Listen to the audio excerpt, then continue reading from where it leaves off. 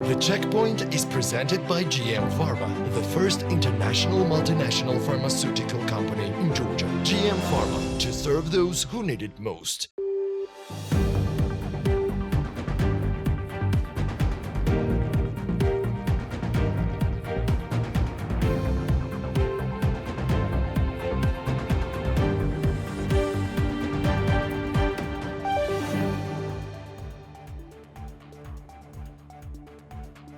At the beginning of the week, it became known that the Technical University and Tbilisi State University would no longer merge. However, by the end of the week, at a government session, the authorities approved student admission quotas for state universities. During the week, the government announced that from 2027, the production, import and sale of products packaged in plastic tableware will be banned. There will, however, be some exemptions as well. Starting the 1st of April 2026, the primary and temporary registration of M1 category passenger cars older than 6 years will be banned in Georgia. The restriction will not apply to electric vehicles, which can be registered regardless of the year of manufacture. According to a draft government resolution, construction will be prohibited along international highways and in roadside zones within 200 meters on both sides of the road axis without agreement with the road owner. Global media reported that due to Russian oil, the EU may impose sanctions on Georgian and Indonesian ports. Specifically mentioned the port in Khulevi. The head of the EU mission, Herchinsky, visited the Ministry of Foreign Affairs of Georgia regarding this issue. The State Price Commission continues its work in the Georgian parliament. Last week, they met with representatives from several industries. There is also an opinion that an independent assessment by an international company should be conducted to determine the reasons for high prices in stores by studying interconnected business processes. After food, medicines and fuels, the government is also beginning to study pesticide prices. Minister David Songulashvili says this is an important decision that will help reduce the cost of agriculture products.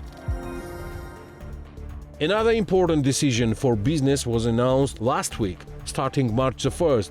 After approval by the National Bank, Georgi Tkhelidze will lead one of Georgia's leading systemic banks, TBC. As a general director, Vakhtang Butrikidze will remain CEO of the TBC Group. The National Bank of Georgia has gained access to China's interbank bond market. According to the National Bank, this means it joins a small group of central banks allowed to operate in China's interbank bond market. The government has declared May 8th as National Wine Day. According to resolution number 339 signed by Prime Minister Kobakhidze, National Wine Day will be celebrated every year on May the 8th. This is The Checkpoint. I'm Elena Guangelashvili, author and the host of the show, and the Checkpoint's team is ready to sum up business and economics week for you. The National Bank of Georgia has gained access to one of the world's largest and most influential financial markets, the China interbank bond market. The access was secured as part of the cooperation launched on the last year's memorandum signed between the National Bank of Georgia and the People's Bank of China. According to NBG, President Natia Turnava, entering China's securities market will significantly improve the efficiency of managing Georgia's international reserves and strengthen the diversification process. For the first time, the central bank will be able to invest part of its reserves in yuan-denominated financial instruments. It is essential for us that international reserves are diversified across currencies, asset types, and geographic areas. We will begin investing in the near future, which will further enhance the diversification of reserve Management Turnava stated. She added that the National Bank will continue expanding into new markets step by step based on market conditions and risk assessments. Turnava also noted that the NBG intends to share its experience with private and financial sector representatives to support their participation in China's securities market. Until now, the National Bank of Georgia has not invested any part of its reserves in Chinese assets. Currently, the majority of NBG's $6.3 billion USD in reserves is held in US dollar denominated instruments. The central bank also holds monetary gold as well as securities denominated in euro, SDRs, and Canadian USD. More on this week's economic news and outlook in our brief overview. Georgian government plans to ban sale of beverages in plastic bottles in local markets starting next year, Deputy Environment Minister Solomon Pavliashvili announced. The measures is part of phased effort to reduce plastic use while allowing businesses time to adjust. The ban will not apply to oils or bottled water over 10 liters and exports will be exempt. Pavliashvili noted that alternatives such as canned drinks are already available and that public awareness is essential for the policy's success. Price might rise initially, but long-term costs should decrease as reusable packaging replaces single-use plastic. Earlier steps have already restricted single-use plastic production, import, and use in food sector, he noted. Next phase includes limiting plastic in government procurement in April, restricting its use in hotels and restaurants in July, and finally introducing the plastic bottle ban in markets next February.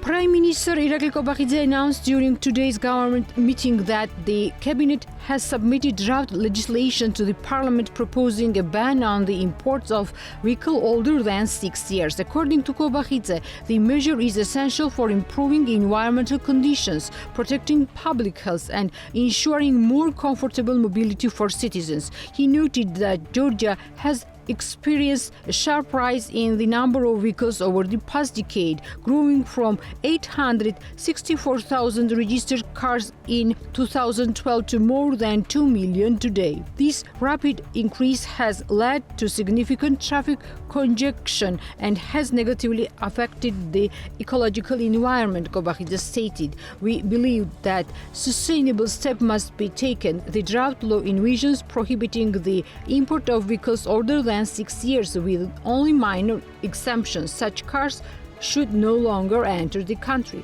The Prime Minister emphasized that the initiative is a key part of government's broader environmental and public health strategy. He also thanked the Minister of Internal Affairs for preparing the bill, describing it as a highly important initiative. A new program enabling the purchase of deteriorating residential buildings located within the cultural heritage protection zones has officially come into force. Tbilisi Mayor Kakha Kaladze announced at the municipal government meeting.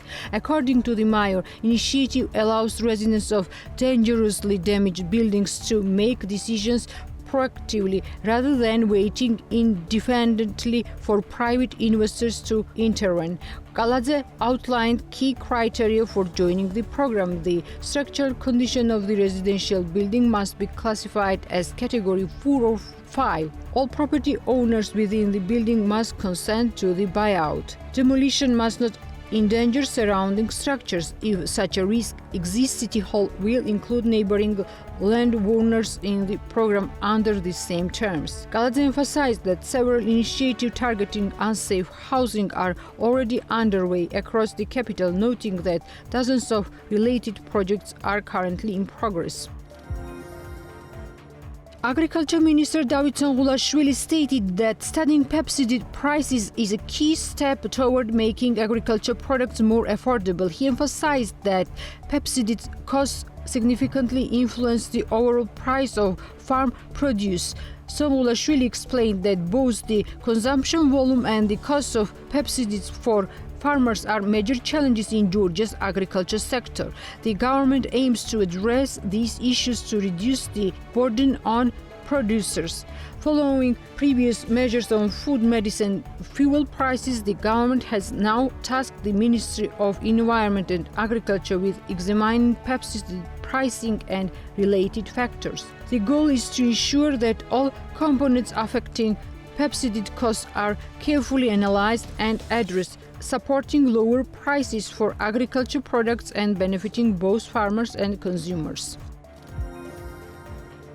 The Georgian government will soon announce an international tender for the construction of key 22.5-kilometer Avchala Airport section of Tbilisi Bypass Road. Infrastructure Minister Revaz Sokhadze said the project is preliminarily valued at $310 million USD, with the final cost to be confirmed after the tender is announced. This follows December 2025 announcement of tender for the 7.3-kilometer Tsamuri-Avchala section, which includes two parallel tunnels and is estimated at 490 million lari. The tender for Lilo-Logini segment will be announced later this year. Sokhadze emphasized that Tbilisi bypass is essential for both central transport corridor and easing traffic in the capital. The Avchala airport lot will largely use the former bypass railway route, in corresponding for existing tunnels and a 921-meter bridge, while adding 4 new tunnels and a new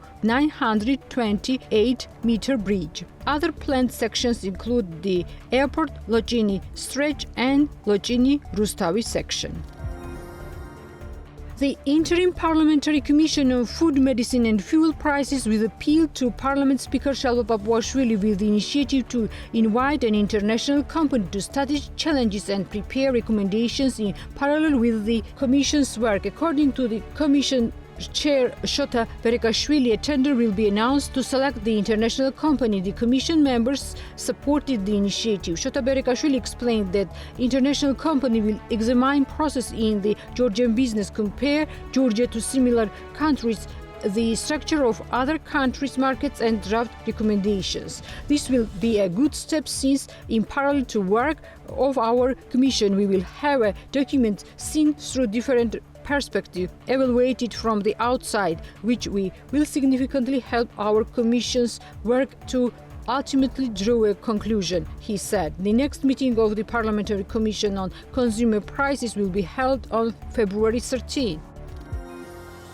Georgia's pension fund reported that its assets increased by 300 million lari last month, reaching over 8.5 billion lari as of January 31, 2026. The majority of the fund's 8.4 billion are invested in a conservative portfolio, while 100 million is allocated to dynamic and balanced investment portfolios. Overall, the system covers 1.5 million participants with an average individual savings of 5,600 lari. According to the monthly report, 27,643 people benefited from the funded pensions in January, receiving a total of 129.5 million lari in payouts. Generated returns for the fund have now reached 2.4 billion lari, reflecting steady growth and the ongoing accumulation of pension assets. Georgia's pension fund invested $20 million in a $500 million government Eurobond issued in January 2026, according to the fund's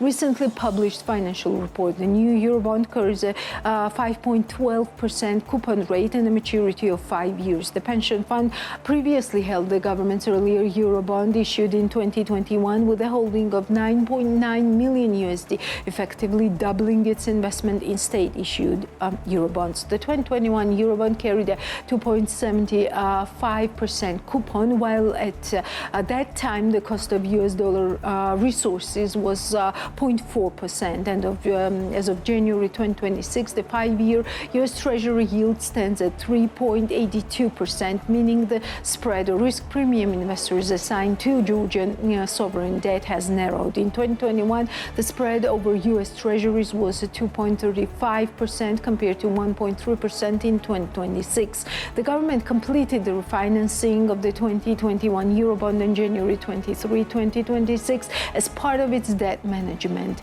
strategy. Ani Nachgabi, acting chief investment officer of Georgia's pension fund, explained that the fund has not yet started investing in other assets because there are currently no funds or projects on the market that meet the required investment criteria. She noted that recent changes to the law allow the pension fund to invest in such assets, but strict conditions apply. For example, any project must involve international financial institutions among its investors, and the fund itself must be properly registered. The pension fund is carefully evaluating potential projects, but so far the market lacks suitable options, and the fund is still in the research and analysis stage, as Nachgabia explains. She also added that under the law, the pension fund could participate in financing up to 20% of a qualifying project or fund, but this also depends on the interest of the sector. Investment in these new assets is approached cautiously to manage risk effectively. The legislative changes also increase the limits for financing large projects, even within the conservative low-risk investment portfolio, giving the fund more flexibility once appropriate opportunities arise. Economist Georgi Khishtovani sharply criticizes the ruling party's initiative to create an economic development bank, arguing that the government is effectively inserting itself into the country's lending system and turning Georgia's entire monetary credit framework upside down. Speaking to BMG, he said the process appears disorganized, unplanned, and unprofessional, as new details contradict earlier statements almost daily. According to Khishtovani, the government shifting narrative raises serious concerns. Initially, officials claimed the new institution would not issue loans, yet later confirmed it would. At first, they suggested the National Bank would not regulate the institution, which Khishtovani calls illogical if the new body functions as a bank and engages in lending. This, he says, signals the state's direct involvement in sectoral lending through a newly created bank. He warns that the risks extend far beyond governance issues. Khishtovani does not rule out the possibility that the government could eventually direct pension fund assets, including citizen savings, into sectors financed by the new bank. Such a move, he argues, could expose pension savings to politically driven or high-risk projects, creating not only reputational risks for the country, but also potential financial losses for the population. Khishtovani stresses that without clear rules, transparency, and professional planning, the development bank could have serious negative consequences for Georgia's economy. The ruling party plans to merge the Georgian Development Fund and Enterprise Georgia into the new institution, despite claims that it will not be a classic bank. Prime Minister Irakli Kobakidze has confirmed it will perform bank-like functions, including issuing loans. The plan proposed by Georgian Dream is to merge the Georgia Development Fund and Enterprise Georgia into a single state-backed development bank. Prime Minister Irakli Kobakidze noted that while the bank will not be a traditional commercial bank, it will operate with similar functions and provide credit, including for energy projects, similar to the existing Energy Development Fund model. What was new in business this week? Natia Taktakishvili has all the answers. Despite the global decline in wine consumption, Georgian alcohol producer Askaneli finished 2025 with a solid financial growth. In an interview with BMG company founder Kocha Chkhaidze said that the group's total sales increased by 6% last year. According to him, Askaneli achieved a record performance, selling 18.6 million bottles in 2025. Even though global wine consumption is falling, Askaneli ended the year with 6% growth. I think that it's a very strong result. Our portfolio is especially driven by the brandy category, where we exceeded 12 million bottles, Chkhaidze said. The company is actively expanding its exporting markets. In addition to traditional destinations, Askaneli is strengthening its presence in the United States, where its products are already featured in major chains, including Total Wine. However, the company's strategic priority for the coming years is Asia market. Chkhaidze believes that Asia, particularly China and India, will be Askaneli's main driver of expansion over the next 5 years. We are making major investments to diversify markets. I believe that in the next 5 years, Asia, especially India and China, will take off. We are ready for that, he said. Looking ahead to 2026, Chkhaidze forecasts even stronger performances, expecting 30% sales growth. In addition, Askaneli is expecting expanding its hospitality business and plans to open a new hotel under the trademark of Collection by Wyndham brand in Kakheti this March. According to businessman Gocha Chkhaidze, the hotel is located in Sanawardo and the investment volume amounts to 10 million USD. Hotels in Kakheti say demand has dropped, linking the decline to a shift in tourist segment. According to Maya Tsereteli, Vice President of Machinery Hospitality International, the region had enjoyed strong year-round popularity, which encouraged hotels to raise prices significantly. She notes that weekend stays in Kakheti had become so expensive that they were comparable to flying to Europe and staying in a budget hotel. However, the change market can no longer sustain such pricing, and hotel owners must now adjust their rates and expectations. Tsereteli adds that the downturn was predictable and should stabilize over time. She expects hotels to adapt through price changes, staff adjustments, or expanded marketing campaigns. Political events have also contributed to instability, as tourism is highly sensitive to political environment. Despite the challenges, she doesn't believe Kakheti hotels will close. Instead, she urges that the government should improve regional accessibility by developing railway connections, potentially even airport or helicopter services, to support long-term tourist growth. Loboda Spa Resort, located in Kakheti, is entering the market for hosting Indian weddings, a segment the resort considers highly attractive. The resort's commercial director, Maka Gliwashvili, spoke about the new direction on BMG TV's program Women's Narrative, while accessing Georgia's planned investment of over 600,000 USD aimed at promoting wedding tourists. We are very optimistic about the Indian market. The wedding we hosted in 2018 turned out to be very profitable for the hotel. Since then, demand for Indian and international weddings has declined slightly, but we still host foreign weddings events every year, but on a smaller scale, she said. Gliwashvili noted that Indian weddings don't overlap with Lopota's peak tourist season. Wedding events usually take place in April, May, June, and also in October. These periods are very favorable for our resort because July and August are already busy. So hosting wedding events is very interesting for us, she added. Speaking about capacity, the commercial director said that Loboda Spa Resort currently hosts medium-sized weddings of 600 guests with our 310 rooms. These events are fully manageable. For weddings of up to 1,000 guests participate can be accommodated across several hotels, which is an adaptable process for us and does not create any issues, she explained. As for international visitors trends, Gliwashvili said that Israel has been the leading market for the past 2 years, replacing Gulf countries. Around 50% of bookings still come from local guests. Among international markets, most visitors come from Israel, followed by the Gulf countries and CI states, she added.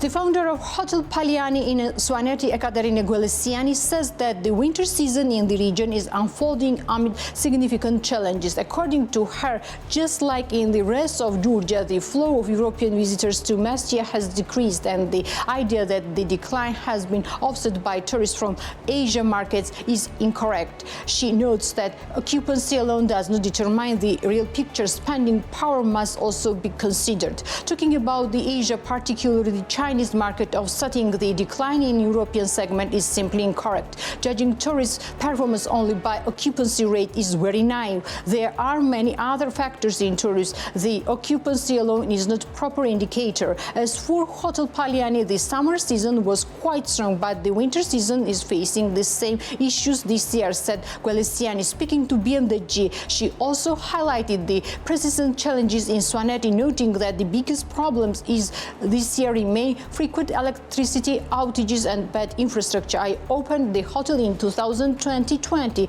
This is now the 5th year in a row I am talking about the exact same problems: the power supply, the roads, lack of gasification, and so on. It's evident that nothing is improving year after year, even though Svaneti is a unique, promising region with tremendous potential. It's absolutely clear by now that there is no political will to improve conditions and unlock Svaneti's full potential. For the 5th year in a row, we are still talking about power outages, said Ekaterina Gwelesiani, founder of Hotel Paliani.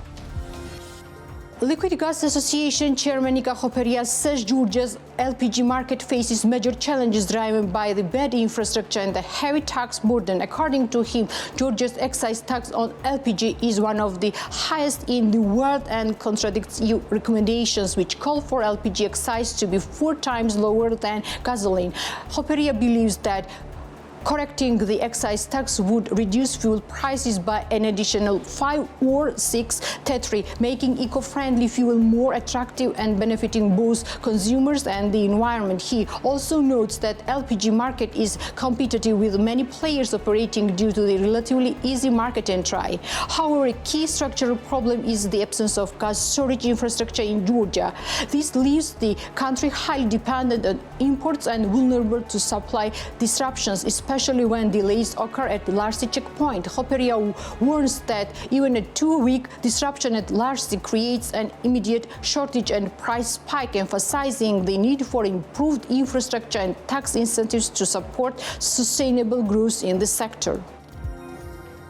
Interest from Asia market is growing rapidly, according to Lasha Japaridze, Executive Director of Hotel Banguriani in Mestia. In an interview with BMDG, he said the hotel is already receiving early bookings for the upcoming summer season. Japaridze believes that the influx of Chinese tourists in successfully compensating for the decline in European visitors, though the development of the resort is still hindered by poor local roads and infrastructure. Let me start with the summer season of 2025. Hotel Banguriani saw very high activity. We were fully occupied and hosted many international and local visitors. The decline in European tourist flows is very noticeable, but the Chinese and broader Asia market is balancing this out.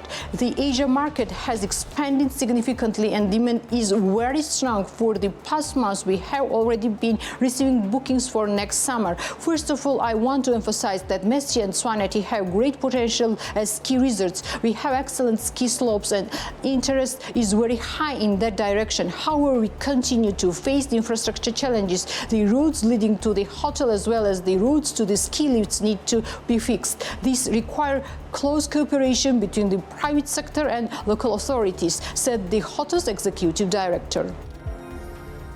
Company Meama, Georgian producer coffee capsules, which also sells coffee machines, beans, tea products, and operates take-away coffee points across the country, has published its 2024 financial report showing that its multi-million lari losses continued into last year. According to the report, Meama ended 2024 with an 11 million lari loss, slightly improved from 13 million lari loss in 2023. The company has never operated profitably and its accumulated losses have now reached 73 million lari. The main reason for the loss is the Meama's operating income remains insufficient to cover its expenses. In 2024, revenues increased by 1 million lari to 15 million lari, but the cost of goods sold reached 9.4 million lari. Disruption costs amounted to 4.6 million lari and administrative expenses made up 9.3 million lari. Meama's assets total 42 million lari while liabilities stand at 31 million lari. The company's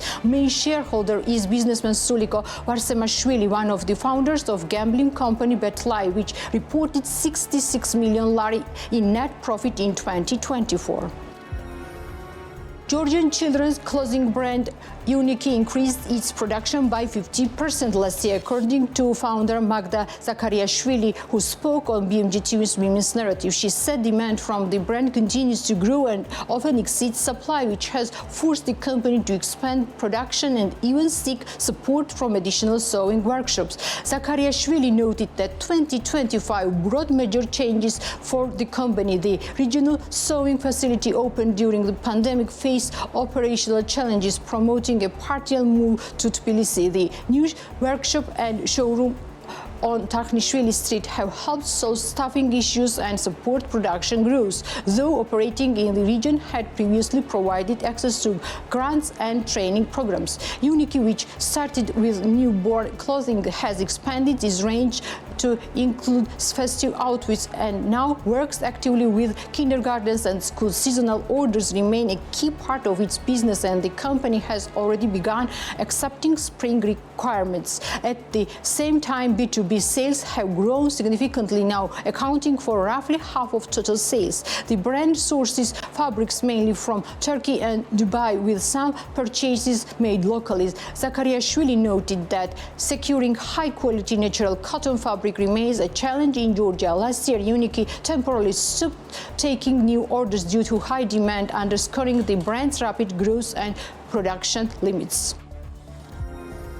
At the initiative of Ambassadori Island, Batumi, the city hosted a British delegation. The visit by representatives of a UK-based sales agency aimed to assess the construction progress of the first artificial island project in the Black Sea Basin and to conduct an in-depth analysis of its investment potential. This forms part of a strategic plan to position the project in the British market. In our report, we bring you the details of the British delegation's visit to Batumi and the future plans for Ambassadori Island, Batumi.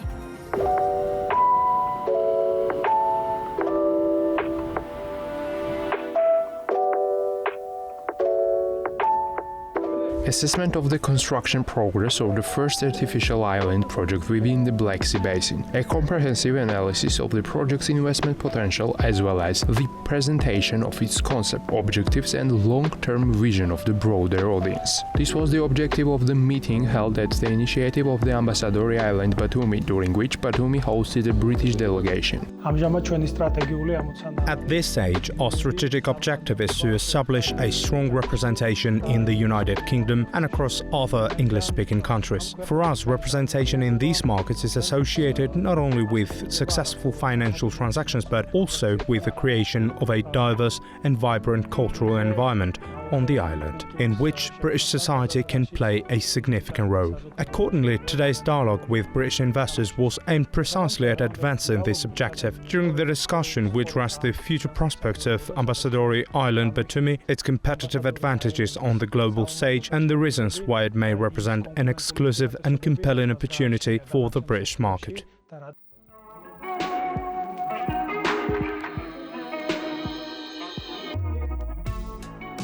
The establishment of a representative presence in the United Kingdom and the strategic expansion of the company's international network have consistently been identified as core priorities. This initiative marks a continued phase of the company's broader global market strategy, rather than a first-time entry. Ambassadori Island Batumi has already secured representation in the Gulf countries and Eastern Europe, reinforcing the project's international positioning and enhancing investor outreach across key growth markets. In this context, the visit of representatives from a British sales agency to Batumi represents a further strategic milestone, aimed at strengthening access to the UK market, deepening investor engagement and expanding the project's global investment footprint. I've actually been in the industry now for over 20 years of selling overseas properties. Fortunate enough to sell property in around 30 different countries. We tend to specialise in emerging markets. We tend to leave the more established markets to the estate agents of the world. So we're always trying to find that niche, that new next big thing, that next booming market. And that's exactly what we did with Batumi. Six years ago, I started exploring the ideas of selling here, which led to my first visit in 2020.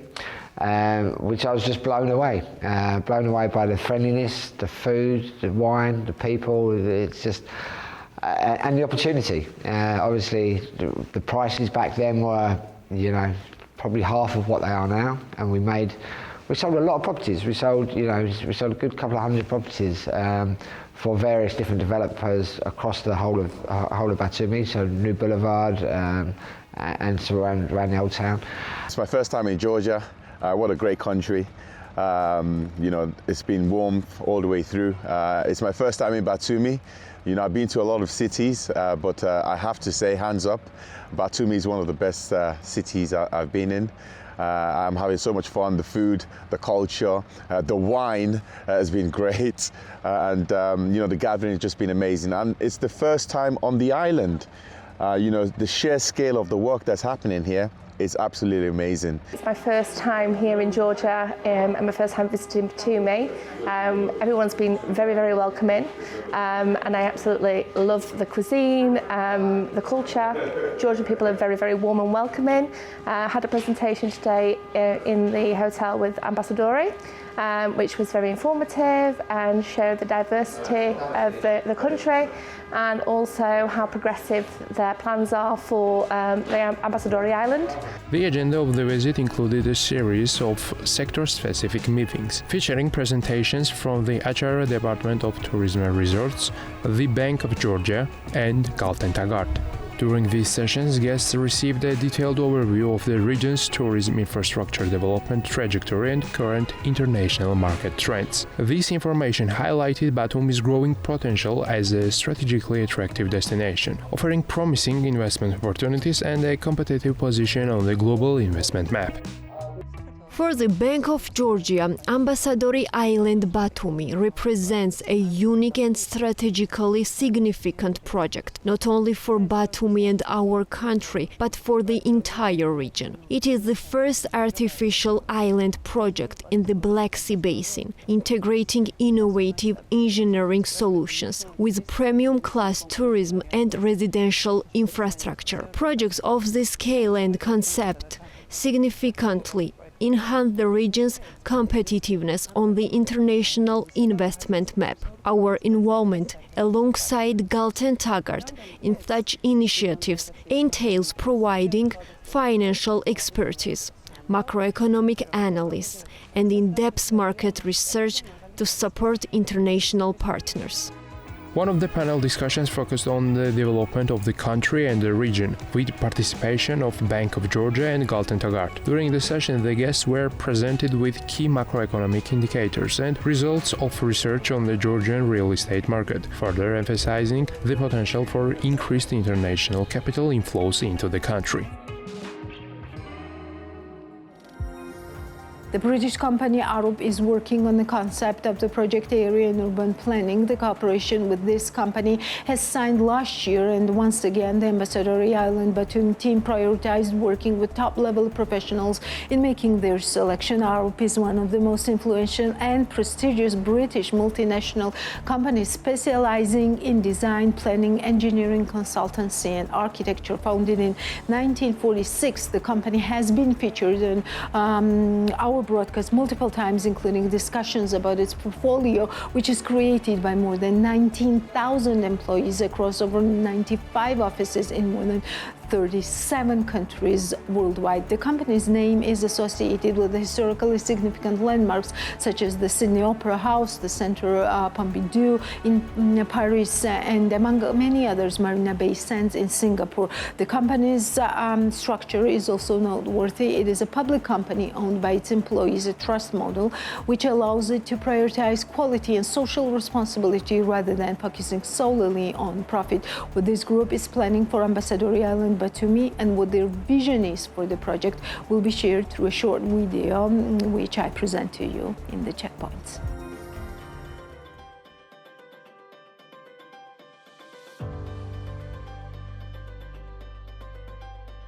Hello, I'm Alev Çakmak. I'm an architect and an associate director and working at Arup for 14 years. Arup is a global company operating in 37 countries with 95 offices and over 19,000 employees. We have completed significant master plan projects such as Technopark Istanbul, Tashkent City Master Plan, and Samarkand Silk Road Master Plan projects, which we designed from master planning to detailed design.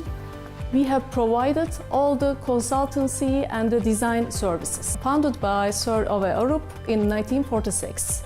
Arup is a global collective of designers, consultants and experts dedicated to sustainable development. We use imagination, technology and rigor to shape a better world. We are a diverse, technical and highly creative community united by our shared aims and values. Ambassadori Island Batumi is about placemaking and identity, creating attractive public realms and flexible urban spaces with sustainable and resilient ecosystem. It will offer a high-quality urban environment with a great potential of landmarking as a touristic center for investors, as it will be the first significant artificial island project within the Black Sea region. The design of the master plan, its landscaping, and public space uses will create an inclusive environment to everyone, regardless of age, gender, or any other factors. Ambassadori Batumi Island will provide mixed-use functions to become a new touristic and residential destination for its people and the region. We hope that Ambassadori Batumi Island project will be promising a new urban development corridor for the city and the region in the near future.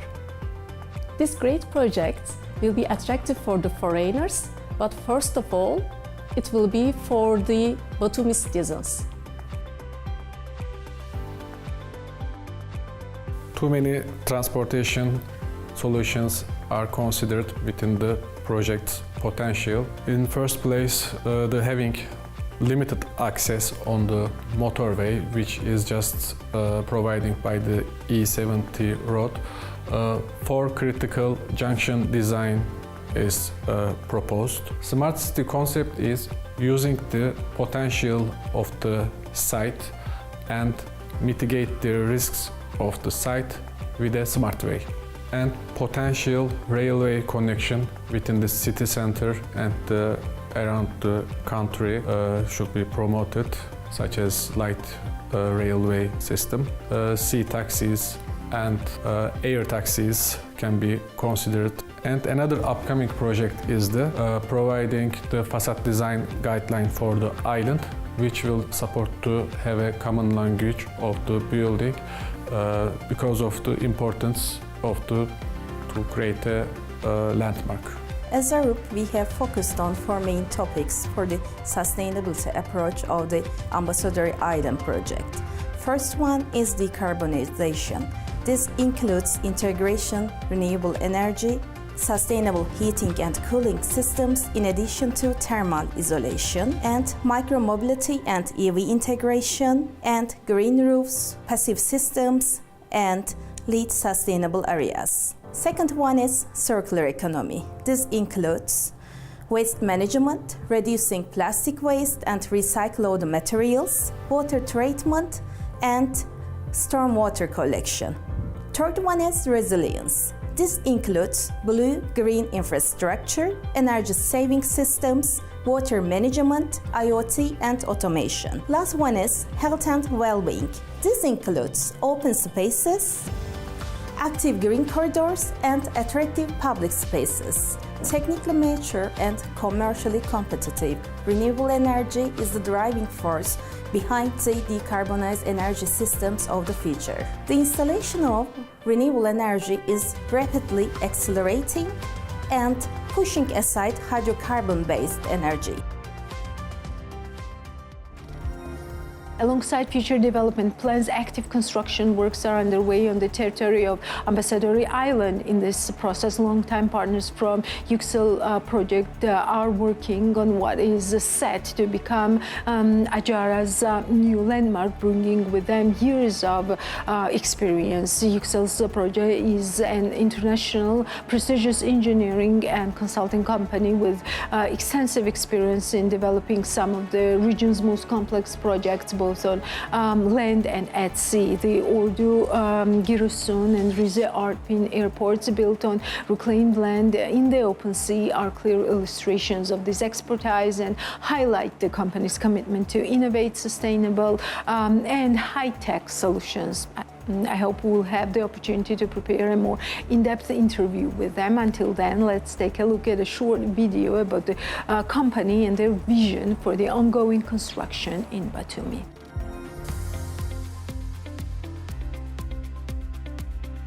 Yüksel project was founded back in 1978, and since then we have grown into a multidisciplinary company delivering engineering, design, consultancy, construction management, and construction supervision services.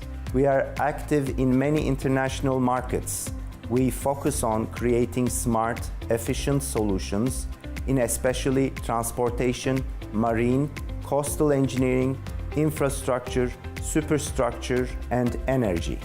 Our work now reaches across 38 different countries on 3 continents and has 11 branch offices. One of these countries, Georgia, is a great example of where our international work truly makes an impact. In Georgia, we are proud to be involved in 2 major projects.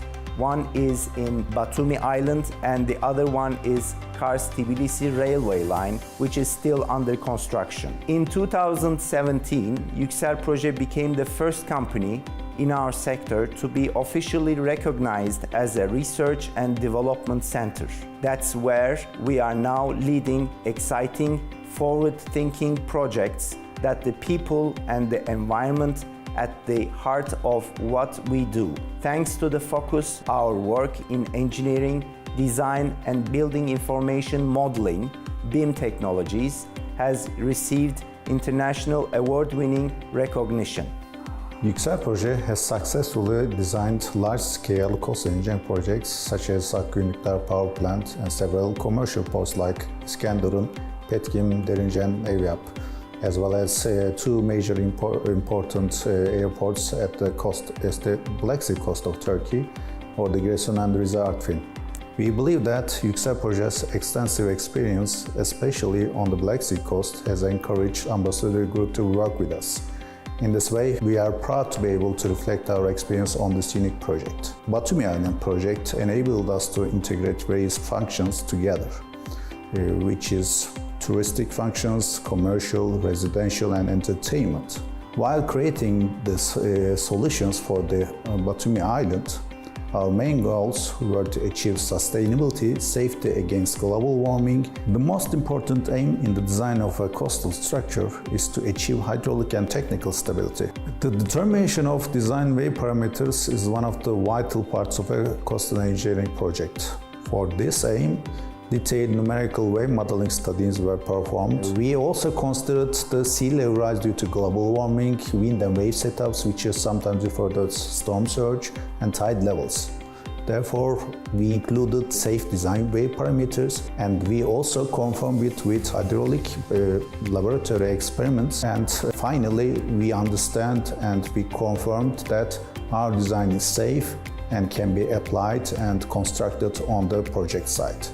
The design of large-scale projects such as Ambassadori Batumi Island adds great experience to any company and plays an important role in a company's portfolio as an exemplary project on international scale. We would like to state that we aim to contribute our big ideas and innovative minds into this visionary project, not only in coastal engineering fields, but also in other fields of expertise. Yüksel Proje evaluates Ambassadori Batumi Island project in a similar way. We are so excited to be a part of such an innovative project. This visionary project allows us to create concepts that will showcase our engineering skills, digitalization capabilities, and sustainability vision.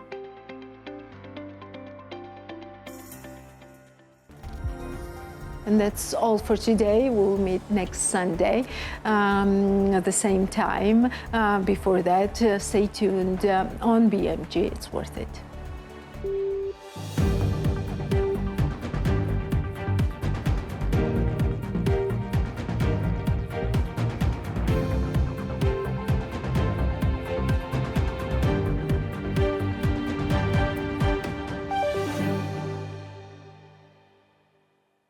The Checkpoint is presented by GM Pharma, the first international multinational pharmaceutical company in Georgia. GM Pharma, to serve those who need it most.